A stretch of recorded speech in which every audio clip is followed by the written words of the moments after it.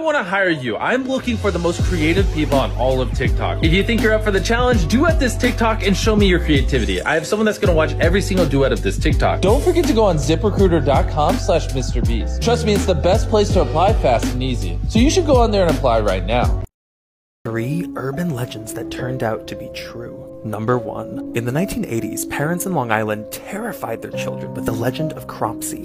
He was a murderous man who lived beneath an abandoned school and would capture children. But it was later found that the old janitor of the school was still living on school grounds, and it's believed he was responsible for the disappearance of several kids, which made the legend of Cropsey true. Number 2. Charlie No Face was the terrifying legend of a featureless man who would roam the streets of Pittsburgh at night. But it was discovered that this man did exist. His name was Raymond Robinson. He was a very nice guy, and he only left his house at night as he feared his deformity would scare people. Number 3.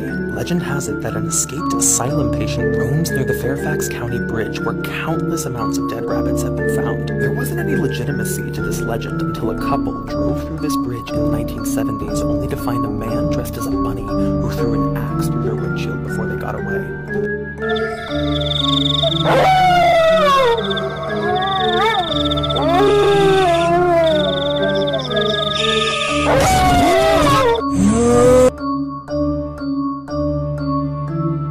Ginagawa ka ba?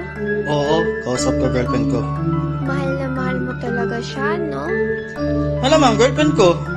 Paano kung ako yung girlfriend mo? Mamahalin mo rin ba ako? Hindi. At huwag ka umasa na magkakagusto ko sa'yo. Hindi ka ba nakakaintindi ng paano? Malamang naintindihan ko. Huwag mo na akong gawin tanga. Kailan ba kita pinagmukhang tanga? Ako lang kasi nagpapakatanga. Hoy, may sinasabi ka ba? Ha? Wala naman akong sinasabi ah. Tigilan mo na ako. Paano kung ayaw ko? May magagawa ka ba? Ano man dapat kong gawin para tigilan mo ako, ha? Maging tayo. Kahit isang buwan lang. After that, hindi na kita kukulitin. Sige, payag ako. Gusto mo talaga nalayuan kita? May ginagawa ka ba? Oo, kausap ko girlfriend ko. Mahal na mahal mo talaga siya, no? Malamang girlfriend ko. Paano kung ako yung girlfriend mo? Mamahalin mo rin ba ako? Hindi. At huwag ka umasa na magkakagusto ko sa'yo. Hindi ka ba nakakaintindi ng paano? Malamang naintindihan ko. Huwag mo na akong gawin tanga. Kailan ba kita pinagmukhang tanga? Ako lang yung nagpapakatanga. Hoy, may sinasabi ka ba? Ha? Wala naman akong sinasabi ah. Tigilan mo na ako. Paano kung ayaw ko? May magagawa ka ba? Ano man dapat kong gawin para tigilan mo ako, ha? Maging tayo. Kahit isang buwan lang. After that, hindi na kita kukulitin. Sige, payag ako. Gusto mo talaga nalayuan kita? Leo! ทำไมมึงต้องขอเลิกกูด้วยอ่ะ เรากลัวแม่เรารู้อ่ะ มึงกลัวแม่มึงรู้กูยังไม่กลัวผัวกูรู้เลย มึงกลัวแม่มึงรู้เหรอ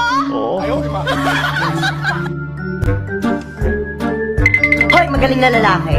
Kinakausap pa kita, walang hiya ka. Walang hiya ka din. Tanga. Tanga ka din. Bobo. Bobo ka din. Supot.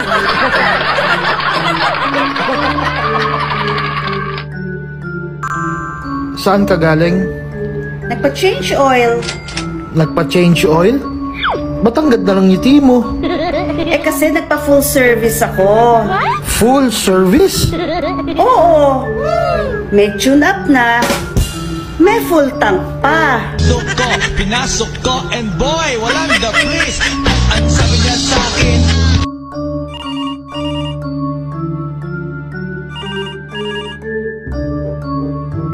Hello, Albulario Hospital.